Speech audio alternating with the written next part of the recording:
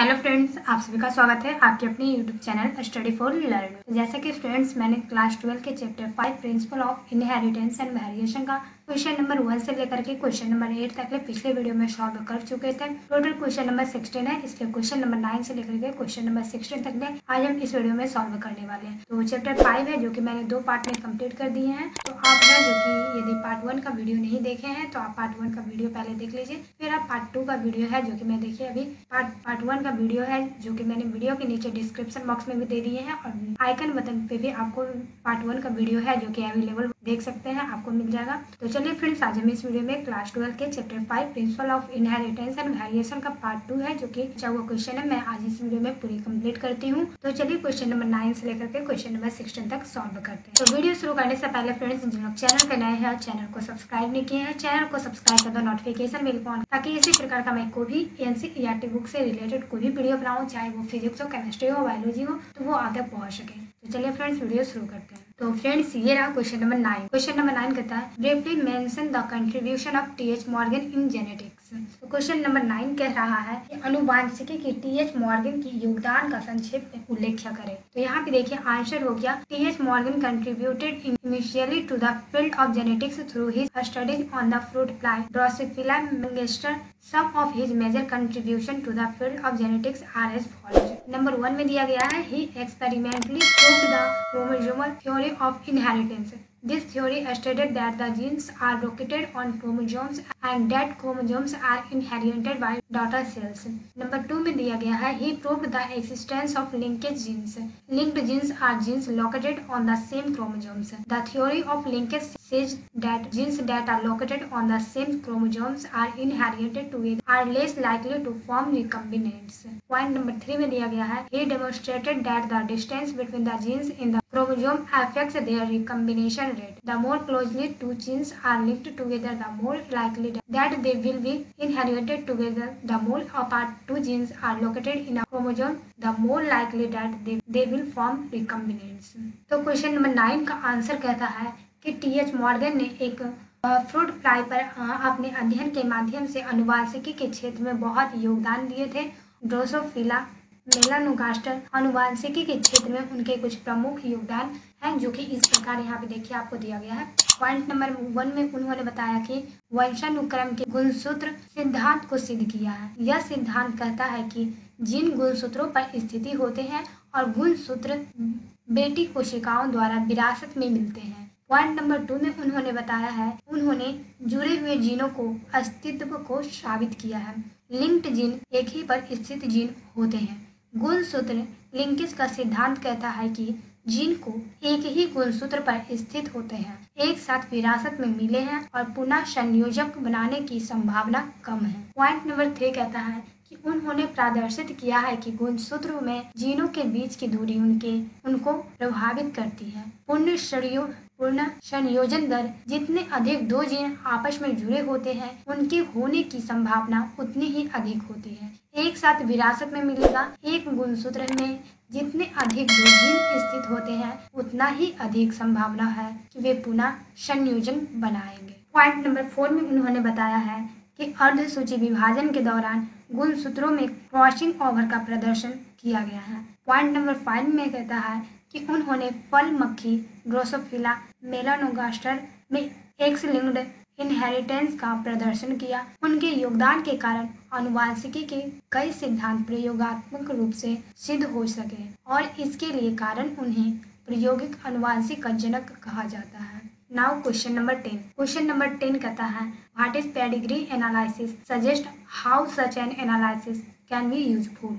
तो question number 10 कहता है, वंशावली विश्लेषण क्या है, यह विश्लेषण किस प्रकार उपयोगी है। आंसर हो गया, a kind of genetics analysis by which inheritance of a particular gene interest in the family of a person is called a pedigree analysis. It is done by means of a pedigree chart, which is a scientific chart of ancestors drawn with the help of certain specific symbols to indicate male, female, carrier, diseases, etc. Pedigree analysis helps in number 1 में हो गया, to analyze and predict if the gene is present in homozygous और heterozygous condition. Number 2 में हो गया analysis of the inheritance of the said gene over various generation of the same family. Number 3 में हो गया to understand if the specific genetics disorder is caused due to the dominant और the recessive gene. Number 4 में हो गया to analyse the origin of the said disease in the family and try to determine its cause.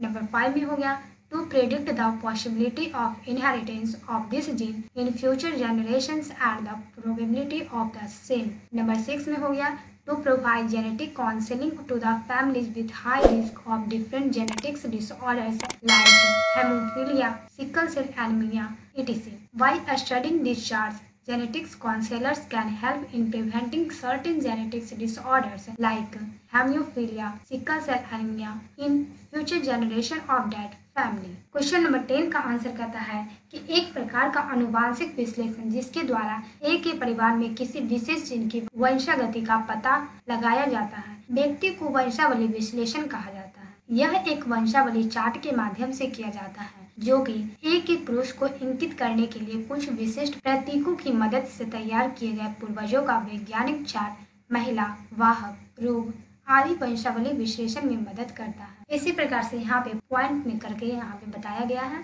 तो इसमें पहला point है जो कि आपको बताया गया है कि विश्लेषण और भविष्यवाणी करने के लिए कि क्या जीन समय युग्मजी या विषम युग्मजी स्थिति में मौजूद है। नंबर 2 में उन्होंने बताया है उक्त जीन के वंशानुक्रम का उसी के विभिन्न पीढ़ियों पर विश्लेषण परिवार। पॉइंट नंबर 3 कहता है कि यह समझने के लिए कि विशिष्ट अनुवांशिक विकार प्रमुख के कारण होता है या नहीं। आवृत्ति जीन। नंबर 4 में बताया गया है कि परिवार में उक्त रोगी की उत्पत्ति का विश्लेषण करना और उसके कारण को निर्धारित करने का प्रयास करना। पॉइंट नंबर 5 में उन्हें बताया गया है कि भविष्य की पीढ़ियों में इस जीन के वंशानुक्रम की संभावना का अनुमान लगाना और उसी की संभावना। पॉइंट नंबर 6 है विभिन्न अनुवांशिकता के उच्च जोखिम वाले परिवारों को अनुवांशिकी परामर्श प्रदान करना। होम्योफीलिया, सिकल सेल एनीमिया जैसे विकार। इन चार्टों के अध्ययन करके अनुवांशिकी परामर्शदाता कुछ अनुवांशिकी को रोकने में मदद कर सकते हैं उस परिवार की भावी पीढ़ी में होम्योफीलिया, सिकल सेल एनीमिया जैसे विकार। Now question number 11। Question number 11 कहता है कि how is sex determined in human beings. मानव में लिंग निर्धारण कैसे होता है। आंसर हो गया human beings show XY type of sex determination. In human beings, sex chromosomes of female is XX, while those of male is XY. The female can produce gametes containing only X chromosomes, whereas male can produce gametes containing either X or Y chromosomes. When Y chromosomes containing gametes of male fertilize with either X containing gamete of female, fetus will be a male. When X chromosome containing gamete of male fertilize with either of female gamete, fetus will be a female. तो answer कहता है question number 11 का कि मनुष्य XY प्रकार के लिंग निर्धारण को दर्शाता है। मनुष्य में सेक्स के लिंग गुणसूत्र महिला XX है जबकि पुरुष XY है। मादा केवल X युक्त युग्मक उत्पन्न कर सकती है गुणसूत्र जबकि पुरुष X या Y गुणसूत्रों वाले युग्मक उत्पन्न कर सकते हैं। जब पुरुष के युग्मक वाले Y गुणसूत्र महिला के X युक्त युग्मक के साथ निषेचित होते हैं तो भ्रूण नर होगा। जब नर का युग्मक युक्त X गुणसूत्र किसके साथ निषेचित करता है मादा युग्मक में से कोई भी भ्रूण मादा होगा। तो यहाँ पे देखिए फिगर दिया गया है। यदि फीमेल गैमेट्स का XX दिया गया है, मेल गैमेट्स का XY दिया गया है। तो इस प्रकार से यहाँ देखिए बनाया गया है। आप now question number 12। Question number 12 है जो कि आप लोगों के बोर्ड एग्जाम और स्कूल में भी जो टेस्ट और एग्जाम होते हैं उसमें भी ये क्वेश्चन है जो कि काफी ज्यादा आते हैं। तो ये क्वेश्चन है जो कि बहुत ही ज्यादा महत्वपूर्ण है। आप इसे ध्यानपूर्वक समझिएगा। क्लास 12 सब्जेक्ट बायोलॉजी के मैंने सारे चैप्टर्स का एनसीईआरटी क्वेश्चन को सॉल्व किए हैं। यदि आप कोई भी चैप्टर का एनसीईआरटी क्वेश्चन नहीं देखे हैं तो आप हमारे प्लेलिस्ट में जाकर के सारे वीडियो देख सकते। चलिए क्वेश्चन नंबर 12 को सॉल्व करें। क्वेश्चन नंबर 12 क्या कहता है कि a child has blood group O if the father has blood group A and mother blood group B. Work out the genotypes of the parents and the possible genotypes of the other offsprings. तो question number 12 कहता है कि शिशु का रुधिर वर्ग O है, पिता का रुधिर वर्ग A और माता का B है। उनको के जीनोटाइप मालूम करें और अन्य संतति में प्रत्याशित जीनोटाइपों की जानकारी प्राप्त करें। आंसर हो गया blood group in human is controlled by 3 kinds of allies IA, IB and I. IA and IB are codominant whereas I is recessive. I1 codes for blood group A whereas IB codes for blood group B. O blood group is coded by the ILI. A person with blood group A have 2 possible LI combinations, IA or IA. A person with blood group B can also have 2 combinations, IB or IBI. When both IA and IB are present, then the blood group will be AB. And when both of these are absent, then the blood group will be O. In the above case, since the father and mother have co-dominant allies and yet the child shows a recessive phenotype, the dominant A and B allies in the parent must be present in the heterozygous conditions. This is because if the allies were present in homozygous condition in any of the parent, then the child would show dominant phenotype and not the recessive phenotype. Therefore, we can see that in the above situation, the other offspring could show A, B और AB blood group. तो इसे मैं आपको हिंदी में अच्छे से समझाती हूँ। यहाँ पे कहता है कि मानव में जो रक्त समूह 3 प्रकार के युग्म विकल्पियों द्वारा नियंत्रित होता है, IA, IB और IA और IB सब प्रभावी है, जबकि पुनरावृत्ति है। मैं एक IA रक्त समूह A के लिए कोड जबकि IB रक्त समूह के लिए कोड भी O ब्लड ग्रुप को I एलील द्वारा कोडेड किया जाता है। रक्त समूह A वाले व्यक्ति में 2 संभावित एलील संयोजन हो सकते हैं, IA या IA। I रक्त समूह B वाले व्यक्ति के भी 2 संयोजन हो सकते हैं, IB या IB। जब दोनों IA और IB मौजूद है तो रक्त समूह AB होगा और जब ये दोनों होंगे अनुपस्थिति तो रक्त समूह O होगा। उपरोक्त मामले में चूंकि पिता और माता में प्रमुख एलील होते हैं और फिर बच्चा दिखाता है, पुनरावृत्ति फेनोटाइप माता पिता में प्रमुख A और B एलील मौजूद होना चाहिए। विषम युग्मजी स्थिति, इसका कारण यह है कि यदि एलील समयुग्मजी स्थिति में मौजूद थे तो माता पिता में से कोई भी बच्चा प्रमुख दिखाएगा, न कि पुनरावृत्ति फेनोटाइप। इसलिए हम देख सकते हैं कि उपरोक्त स्थिति में अन्य संतान AB या AB दिखा सकते हैं रक्त समूह। तो यहाँ पे देखिए फिगर दिया गया है आपको। फिगर बहुत ही आसान है।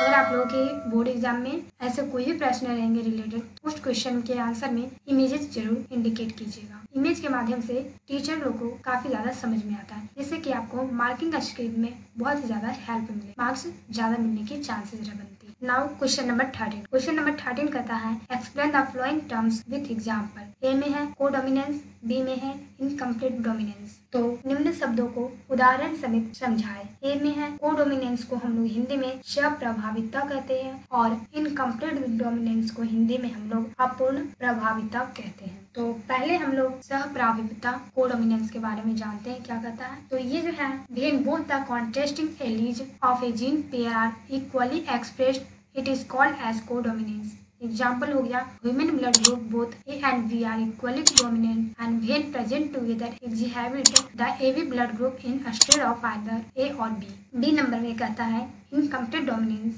is when a dominant allele does not completely mask the effect of a recessive allele. The organism resulting physical appearance shows a blending of both alleles. It is also called semi-dominance or partial dominance। Example हो गया flower color in snapdragon plant। Red flower color R is incompletely dominant over the white R when both alleles capital R and small r are present together. Capital R is unable to completely suppress small r and therefore the resulting phenotype is pink color flower। यहाँ पे answer में कहता है पहले codominance की जब किसी gene युग्म के 2 विपरीत युग्म विकल्प समान रूप से व्यक्त होते हैं तो इसे स्वप्रभुत्व कहते हैं। उदाहरण मानव रक्त समूह A और B दोनों समान रूप से प्रभावी होते हैं जब मौजूद होते हैं एक साथ, या तो A या B के बजाय AB रक्त समूह प्रदर्शित करते हैं। अपूर्ण प्रभाविता क्या है? तो ये जो है अधूरा प्रभुत्व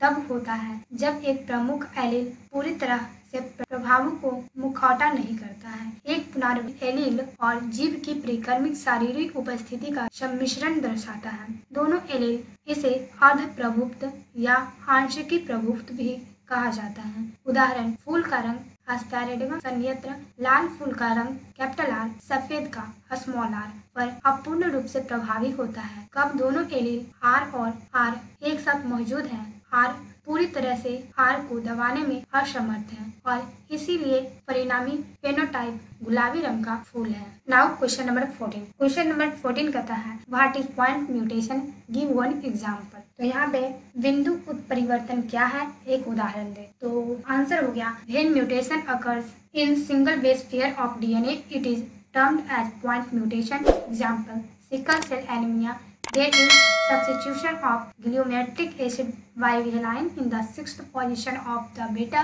globulin chain of hemoglobin, leading to formation of sickle cell RBC instead of biconcave RBC। Question number 14 का आंसर कहता है कि जब डीएनए के सिंगल बेस पेयर में म्यूटेशन होता है तो इसे पॉइंट म्यूटेशन कहा जाता है। उदाहरण हो गया सिकल सेल एनीमिया। बीटा की छठी स्थिति में वेलिन द्वारा ग्लूटामिक एसिड का प्रतिस्थापना होता है। हेमोग्लोबिन को ग्लोबुलिन श्रृंखला के कारण उभयी लिंग के बजाय दारंती के आकार की आरबीसी का निर्माण होता है, लाल रक्त कोशिकाओं। Now question number 15। Question number 15 कहता है who had proposed the chromosomal theory of inheritance, यानी कि वंशागति के क्रोमोसोम वाद को किसने प्रस्तावित किया। आंसर हो गया शूटन and बॉबरी in 1902 proposed the chromosomal theory of inheritance. This stated that chromosomes act as vehicle for the inheritance of genes। यानी कि 1902 में सटन और बोबरी ने वंशानुक्रम के गुणसूत्र सिद्धांत का प्रस्ताव रखा। यह बताता है कि गुणसूत्र जीन की विरासत के लिए वाहन के रूप में कार्य करते हैं। Now question number 16। मेंशन यानी two autosomal genetic disorders with their symptoms. किन्हीं दो अलिंग सूती अनुवांशिकी विकारों का उनके लक्षण सहित उल्लेख करो। सॉल्यूशन में हो गया sickle cell anaemia first autosomal genetic disorder and B में हो गया फिनाइलकीटोनुरिया। तो पहले सिकल सेल एनीमिया क्या है, तो भेन because of point mutation there is substitution of glutamate acid by valine in the 6th position of the beta globulin chain of hemoglobin. The biconcave shape of hemoglobin converts into sickle shape. This leads to decreased oxygen transport in blood weakness. B में हो गया phenylketonuria। Patient affected from phenylketonuria lacks an enzyme which converts amino acid and phenylalanine into thyroxine. Then this phenylalanine accumulates and converts into phenylpiruvic acid and other derivatives. These diseases cause mental retardation due to their poor absorption in kidney.